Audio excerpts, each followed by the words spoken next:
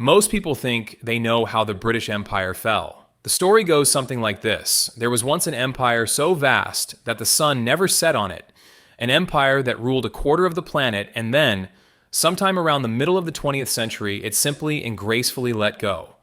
Exhausted by two world wars, awakened to a new moral clarity, and gently pushed by nationalist movements across Asia and Africa, Britain lowered its flags, shook hands, handed over the keys, and sailed home. A dignified retreat, a managed decline, the empire didn't collapse so much as it politely excused itself from the world stage. It gave up its colonies the way a tired old gentleman gives up his club membership, with a bit of sadness, a bit of ceremony, but no real drama. The sun set slowly and peacefully, and everyone went home for tea. It's a comforting story. It flatters everyone involved. And it is, in almost every important respect, a myth. Because when you actually look at how the largest empire in human history came apart, you don't find a graceful retreat. You find bankruptcy. You find a nation so deep in debt that it owed enormous sums to its own colonies. You find a supposed ally, the United States, quietly and deliberately dismantling British power at every turn, using loans and currencies as weapons far more effective than any army.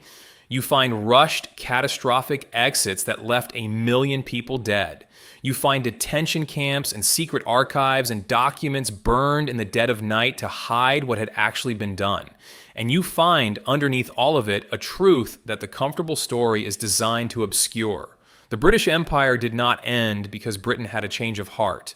It ended because Britain ran out of money, ran out of power, and was pushed out the door by the very people who were supposed to be its friends. So let me take you through the real story. The version that historians have been assembling for decades. The version that follows the money and the debt and the cold arithmetic of power rather than the flattering national myth. Because the fall of the British Empire is not a story about a noble decision. It's a story about what happens when the bill finally comes due, and about how a nation can lose everything and still convince itself that it chose to. But first, I want to be clear about something, because this topic sits on top of a lot of very raw and very real history. I'm not here to tell you the British Empire was uniquely evil, and I'm not here to tell you it was secretly benevolent. Both of those are myths, and both of them get in the way of understanding. Empires are machines for extracting wealth and projecting power, and the British one was the biggest such machine the world had ever seen. It brought railways and universities to some places, and famine and massacre to others, sometimes in the same decade, sometimes in the same place. The people who ran it were neither cartoon villains nor gentle civilizers. They were human beings operating a vast, violent, profitable system. And when that system stopped being profitable and started being unaffordable, it fell apart. What I'm interested in is the mechanics of that fall, the why and the how, because that's the part that almost nobody gets right. Let's start by dismantling the first big misunderstanding, which is about what the empire actually was in the first place. When we picture the British Empire, we tend to imagine total control. A quarter of the globe painted red on the map, ruled with an iron grip from London, garrisoned by endless legions of British soldiers. But that image is almost pure fantasy. The astonishing thing about the British Empire is not how much force it used, it's how little. At the height of its power, Britain ruled something like a fifth to a quarter of the human race, hundreds of millions of people, with a colonial administrative service that in many territories amounted to just a few thousand officials. In India, the jewel of the whole enterprise, a population of hundreds of millions was governed by a tiny British establishment, a thin white layer sitting on top of an enormous society. So how on earth did that work? The answer is the single most important and least understood fact about the entire empire. It ran on collaboration. The British almost never ruled alone. They ruled through local elites, through princes and landlords and chiefs and merchants who found it more profitable to work with the empire than against it. They co-opted existing hierarchies, played rival groups against each other, and offered enough people enough of a stake in the system that outright rebellion rarely made sense. Historians like Ronald Robinson and John Gallagher built an entire theory around this. the idea that empire was fundamentally a bargain between the rulers and their local collaborators. And the crucial implication of that theory is this: an empire that runs on collaboration is only as strong as the collaboration underneath it. The moment enough local elites decide that the empire is no longer worth propping up, the whole structure becomes impossible to hold, because there was never enough raw British force to hold it by force alone. This is the hidden fragility at the heart of the empire. It looked overwhelming on a map, but it was, in a very real sense, a confidence trick, a vast enterprise held together by prestige, by the appearance of invincibility, and by the calculation of millions of people that resistance was futile. And confidence tricks have a specific weakness. They work until people stop believing. The story of the fall of the British Empire is, at its core, the story of how the belief collapsed. And the first great blow to that belief did not come after the Second World War, as the popular story suggests. It came a full generation earlier, in the mud of the First World War. Here is one of the biggest things the standard narrative gets wrong. It treats the Second World War as the turning point, the moment that broke the empire. But by the time the Second World War arrived, the empire was already mortally wounded. The real hinge of the whole story, the moment the foundation cracked, was 1914 to 1918. To understand why, you have to understand what Britain actually was before the First World War. It was not just a military power or a colonial power. It was, above all, the financial center of the entire planet. London was the banker to the world.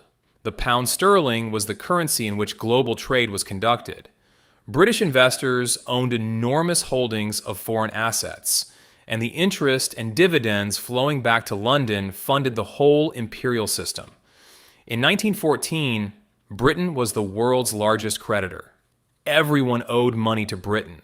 That financial supremacy, more than any battleship, was the true engine of imperial power.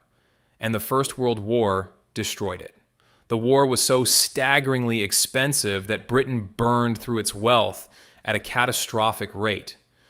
To pay for the fighting, it sold off huge portions of those foreign assets, the very holdings that generated its income. It borrowed enormous sums, above all from the United States. British national debt, which had stood at a modest share of the economy before the war, exploded to well over 100% of everything the country produced. And in the space of 4 years, the unthinkable happened. Britain went from being the world's greatest creditor to being a debtor. And the United States, which had lent Britain the money and sold Britain the supplies, emerged as the new financial center of the world. The banker's crown passed quietly from London to New York, and it would never come back. This is the pivot that the graceful retreat story leaves out entirely. The financial foundation of the empire, the thing that actually made it work, was shattered in the First World War. Everything after that was, in a sense, an empire living on borrowed time and borrowed money, running on the fumes of a prestige it could no longer truly afford. And the cracks started showing almost immediately, because the war did something else, too. It shattered the belief. Britain had called on its empire for help in the war, drawing millions of colonial subjects into the fighting. And it had made promises, explicit and implicit, about greater freedom and self-government in return. And when those promises were not kept, the collaboration that held the empire together began, in places, to break. In 1919, in the Indian city of Amritsar, British-led troops opened fire on an unarmed crowd gathered in an enclosed square, killing hundreds of people, possibly far more than the official count admitted. The Amritsar massacre did not strengthen British control. It did the opposite. It convinced a whole generation of Indians that the empire's claim to be a benevolent civilizing force was a lie, and it turned moderate reformers into committed nationalists. The collaboration was cracking. And it wasn't just India. In Ireland, Right on Britain's doorstep, an independence movement fought the empire to a standstill. And by the early 1920s, a large part of Ireland had broken away to become the Irish Free State. Think about that. The very first great crack in the modern British Empire was not in some distant colony. It was in Ireland, the oldest colony of all, and it happened in the immediate aftermath of the First World War. Then, in 1931, Britain formally acknowledged that its major settler dominions, Canada, Australia, New Zealand, South Africa, were essentially self-governing nations, bound to Britain by little more than shared allegiance to the crown. The empire, on paper still enormous, was already quietly loosening at every joint. So by the time the Second World War began, Britain was not a confident superpower, reluctantly deciding whether to keep its empire. It was a heavily indebted, financially diminished power, clinging to a system that was already fraying, propped up by prestige and by the hope that the old magic still worked. And then came the war that would finish the job.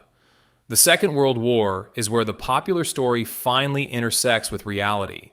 But even here, most people get the mechanism wrong. They imagine that the war simply exhausted Britain, that the country was too tired and too battered to go on ruling. And there's truth in that.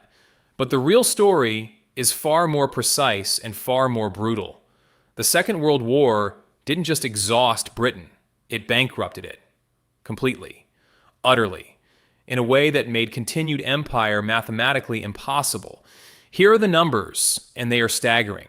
To fight the war, Britain devoted well over half of its entire economy to war production. It sold off nearly everything it could sell, exhausted its gold and dollar reserves, and borrowed on a scale never seen before. By 1945, Britain's national debt had reached roughly 2.5 times the size of its entire economy. Its total external debts ran to something like £21 billion, an almost unimaginable sum for the time. And here's the detail that turns the whole imperial story upside down. A huge portion of that debt was owed not to enemies, not even to the United States, but to Britain's own colonies. These were the so-called sterling balances, money that colonies and dominions had effectively lent to Britain during the war. And they ran to billions of pounds. More than a third of that colonial debt was owed to a single place, India. Read that again, because it inverts everything the imperial myth tells you. By the end of the Second World War, the British Empire was not a machine pumping wealth from the colonies back to London. It was, in cold financial terms, the reverse. Britain owed India an enormous fortune. The jewel in the crown was now, on the ledger, Britain's creditor. The empire had stopped being an asset and become, in the most literal accounting sense, a liability. And an empire you cannot afford to run, and that you are going into debt to your own subjects to maintain, is an empire on borrowed time. And it was precisely at this moment of maximum weakness that Britain's greatest ally revealed itself to be, in the matter of the empire, something much closer to a rival. Because the United States did not want the British Empire to survive. And it was willing to use its overwhelming financial power to make sure it didn't. This is the part of the story that tends to make people uncomfortable, because we're used to thinking of Britain and America as the closest of allies, brothers in arms in the great fight against fascism. And in the war itself, they were. But when it came to the future of the empire, Franklin Roosevelt and the American establishment were quietly, consistently, and deliberately anti-imperialist. Roosevelt genuinely disliked the British Empire. He saw it as an outdated system of closed markets and exploited peoples, and he saw the end of the war as the perfect opportunity to dismantle it and replace it with a new global order, one open to American trade, American investment, and American power. Look at the Atlantic Charter of 1941. This was the grand statement of Allied war aims, signed by Roosevelt and Churchill. And Roosevelt insisted on including a clause affirming the right of all peoples to choose their own form of government, the right to self-determination. Churchill was horrified. He understood exactly what that meant for an empire built on ruling other peoples without their consent, and he immediately tried to insist that the charter did not apply to India or the rest of the colonial empire. But the words were out there now, printed under the signatures of the two great Allied leaders, and colonized peoples all over the world read them and asked the obvious question. If this war is about the right of nations to be free, when do we get to be free? Roosevelt had handed the independence movements a moral weapon signed by the British Prime Minister himself. And then, when the war ended, came the financial squeeze. And this is where American power really showed its teeth. The very moment Japan surrendered, the United States abruptly cut off Lend-Lease, the program that had been supplying Britain with the essentials of survival. Suddenly, Britain, bankrupt and dependent, had to find dollars it did not have. It sent its greatest economist, John Maynard Keynes, to Washington to beg for help, hoping for a gift in recognition of Britain's sacrifices in the war. He did not get a gift. He got a loan, several $billion, and the loan came with strings attached. Strings designed with almost surgical precision to unravel the empire. The most important string was something called convertibility. Britain was required to make the pound sterling freely convertible into dollars and to dismantle the system of imperial trade preferences that had bound the empire's economy together and kept American goods out. Now, this sounds technical, but its effect was devastating. The whole financial architecture that held the empire together, the sterling area, the closed imperial markets, the special trading relationships, all of it was being pried open so that American commerce could flow in and American power could replace British power. When convertibility actually took effect in 1947, the result was catastrophic. A run on the pound so severe that Britain burned through most of the American loan in a matter of weeks and had to slam the door shut again in a panic. The message could not have been clearer. Britain was no longer the master of its own currency, its own trade, or its own destiny. The successor was already moving into the house while the old owner was still inside. And note the bitter irony that historians have pointed out. Keynes himself acknowledged that the loan was needed above all not to rebuild bombed-out Britain, but to keep paying for the empire, for the soldiers and administrators policing the colonies. Britain was borrowing money from America to hold on to an empire that America was determined to see dissolved. It was a trap, and there was no way out of it. Which brings us to India, and to the moment the empire's fate was truly sealed. Because whatever else the British Empire was, it revolved around India. India was the source of soldiers, the great market, the strategic center, the reason so much of the rest of the empire existed in the first place. The Indian Army was, in effect, the empire's global police force, the muscle that Britain used to project power across Asia and the Middle East and East Africa. During the Second World War alone, India provided some 2.5 million volunteers, the largest volunteer army in the history of the world. India was not one colony among many. India was the keystone. Pull it out, and the arch collapses. And by 1945, holding India had become impossible for exactly the reasons we've been tracing. Britain was bankrupt and, as we saw, actually owed India a fortune. The collaboration that had made Indian governance possible was gone. The independence movement, led by figures like Gandhi and Nehru and Jinnah, had become a mass force that no amount of British administration could contain. The loyalty of the Indian Army itself, the very foundation of British power, could no longer be taken for granted, especially after mutinies and unrest in the immediate post-war years.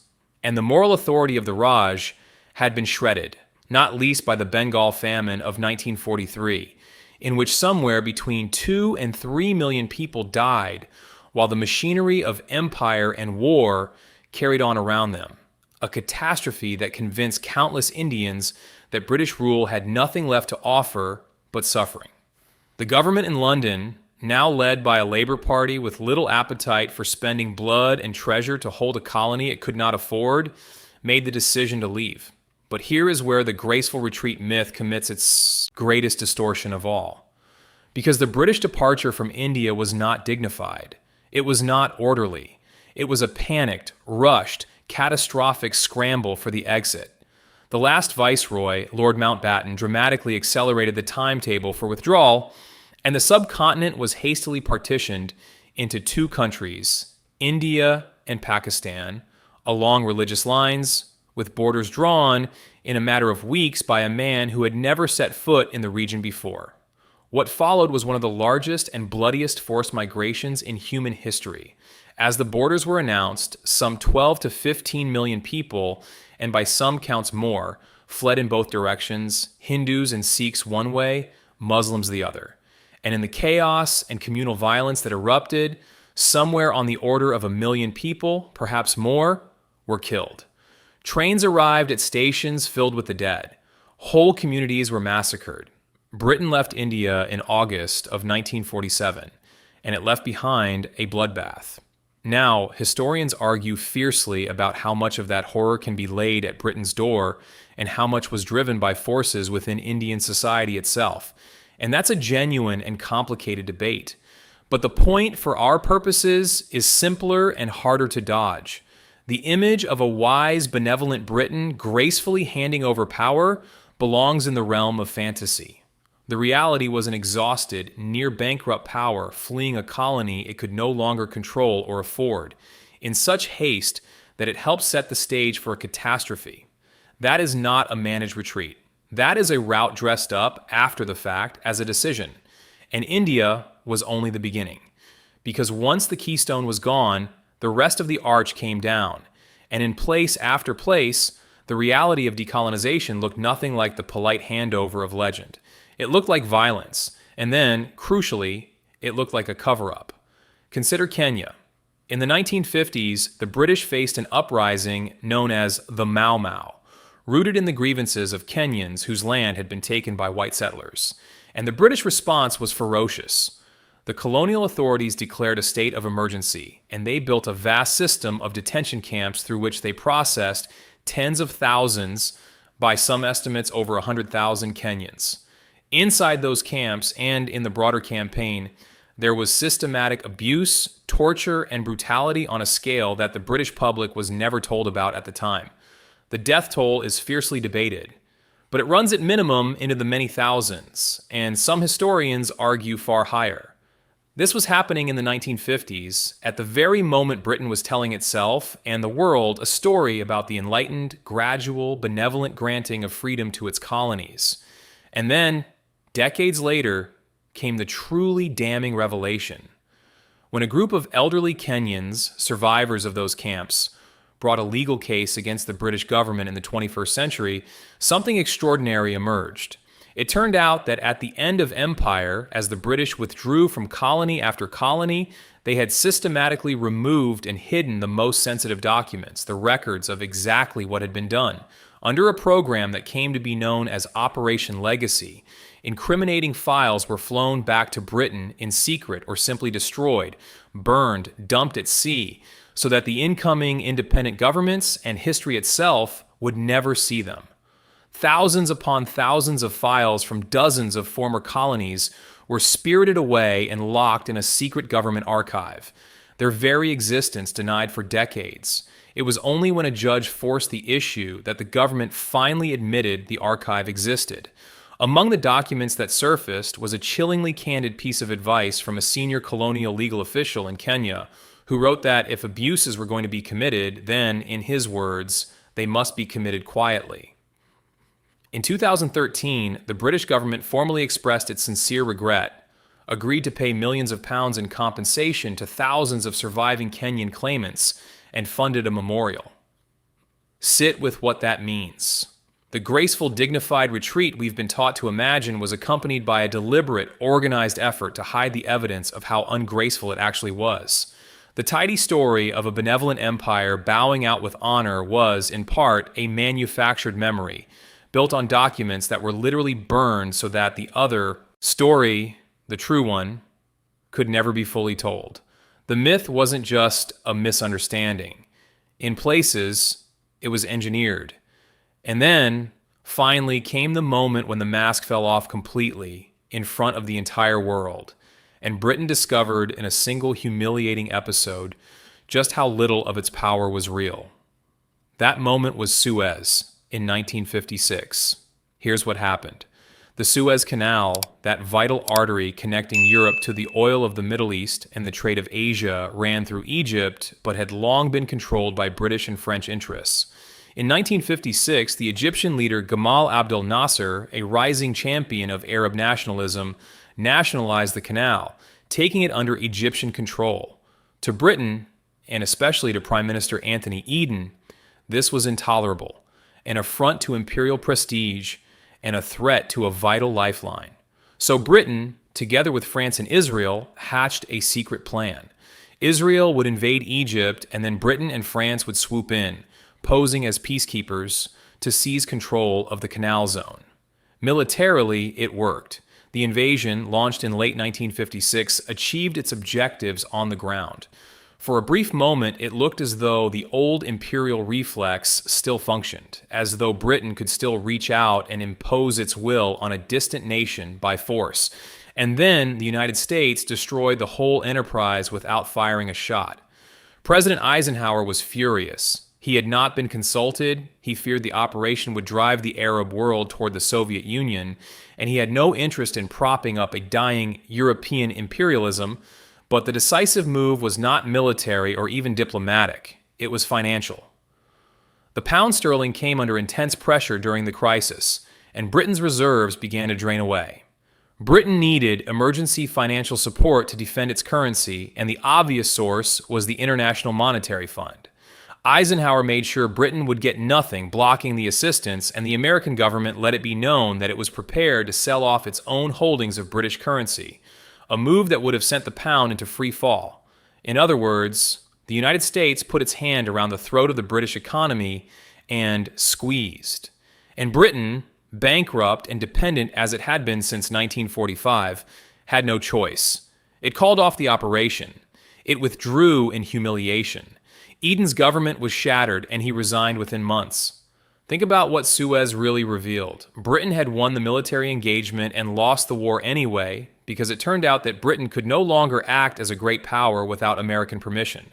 The empire's independence, its very sovereignty as a world actor, had quietly evaporated, and Suez was the moment everyone finally saw it. As one common historical verdict puts it, the crisis marked the end of Britain's role as one of the world's genuine great powers, not a battlefield defeat. A demonstration, in the cold language of currency reserves and financial pressure, that the empire was over and the Americans were now in charge. The most important weapon in the fall of the British Empire was never a gun. It was the exchange rate. After Suez, the pace of decolonization accelerated into a flood. In 1960, the British Prime Minister Harold Macmillan stood up in Cape Town and spoke of a wind of change blowing through the African continent, an acknowledgement that the age of empire was ending and could not be resisted. And over the following years, colony after colony became independent, dozens of new nations emerging in Africa, Asia, the Caribbean, and beyond, until the great red expanse on the map had all but vanished. The final symbolic curtain came down in 1997 when Britain handed Hong Kong back to China, and the last significant remnant of the empire passed into history. The sun had at last actually set. So let's pull all of this together, because when you lay it out honestly, the true story of the fall of the British Empire looks almost nothing like the myth we started with. The empire did not fall because Britain had a moral awakening and generously decided to free its colonies. It did not fall in a dignified, managed, orderly retreat. And it did not fall simply because nationalist movements rose up, though those movements were real and mattered enormously. Underneath all of it, the empire fell for a reason as old as empires themselves. It ran out of money, and it ran out of power. The financial foundation that had made the whole thing possible, Britain's position as the banker of the world, was shattered in the First World War and never recovered. The Second World War then bankrupted the country so completely that it ended up owing a fortune to its own colonies, turning the empire from an asset into an unaffordable liability. And into that moment of profound weakness stepped the United States, a supposed ally that used its overwhelming financial power through the Atlantic Charter, through the strings on its loans, through the design of the post-war economic order, and finally through the brutal squeeze of Suez to dismantle British imperial power and inherit its place at the center of the world. The empire had always been, at bottom, a financial enterprise, a system for moving wealth and projecting power, held together not by overwhelming force, but by prestige and collaboration, and the confidence of millions that resistance was pointless. When the money ran out, the force was revealed to have never really been there. The collaboration collapsed, the confidence evaporated, and the whole vast structure came down. What historians increasingly emphasize, from the careful institutional histories of John Darwin to the sweeping analysis of imperial overstretch in Paul Kennedy's work, to the unflinching accounts of colonial violence in the research of scholars like Caroline Elkins, is that the fall was driven by these deep structural forces, economic, financial, and geopolitical, far more than by any noble decision in London. And it was accompanied not by grace, but by bloodshed, and, in places, by a deliberate effort to hide the bloodshed from history. So why does any of this matter now, decades later? Why should we care whether we tell the true story or the flattering one? It matters because the myth is not harmless. The story of the graceful retreat allowed a nation to lose the largest empire in history and experience it not as a catastrophe or a reckoning, but as a kind of dignified achievement. It let Britain skip the hard work of actually understanding what the empire had been, what it had done, and why it ended, and it left a distorted memory that still shapes British politics and identity today. The lingering sense of a lost greatness that was somehow nobly surrendered rather than lost. And it matters for a much broader reason, one that reaches far beyond Britain. Because the fall of the British Empire teaches a lesson about how great powers actually decline. And it's a lesson that every dominant nation, including the ones dominant today, would do well to learn. Empires do not usually fall because they lose a great battle. They fall because they lose the ability to pay for themselves, and because someone else gains control of the financial levers that really matter. Britain in 1956 still had a formidable army and a proud navy, and a quarter of the globe still colored red on the map. And none of it mattered because it no longer controlled the credit line. Real power, the fall of the British Empire tells us, is not the flag or the fleet or the map. It's the money, the debt, the currency, the quiet arithmetic of who owes what to whom. Britain forgot that, or perhaps never fully grasped it, and by the time the lesson arrived, the empire was already gone. The nation simply told itself a beautiful story to soften the fall. The next time you hear that the British Empire faded away gracefully, that the sun set slowly and peacefully on a job well done, remember what was really happening behind the ceremony. Remember the debt owed to India. Remember the loan from Washington with its carefully designed strings. Remember the rushed and bloody partition, the detention camps in Kenya, the documents burning so that history would never see them, and the hand of the United States around the throat of the pound during Suez. Remember that the most powerful empire the world had ever known did not choose to end. It was ended by forces it could not control, and, in the deepest sense, by an arithmetic it could not escape. And remember that when powerful nations fall, they almost always prefer to tell themselves that they jumped, when in truth they were pushed. Because that, in the end, is what history is really for. Not to comfort us with flattering stories about the past, but to show us how power actually works, how it's really won, and how it's really lost. The fall of the British Empire is one of the greatest lessons that history has to offer on exactly that question. And almost everything you were taught to admire about how it happened was really something you should have been taught to look at a great deal more closely. If you found this deep dive valuable, take a second to hit that like button and subscribe to the channel. It genuinely helps these long-form, carefully researched stories keep getting made. And it means more than you know. And if you have your own perspective on how and why the British Empire really came apart, drop it in the comments. I read every single one. Thanks so much for watching, and I'll see you in the next one.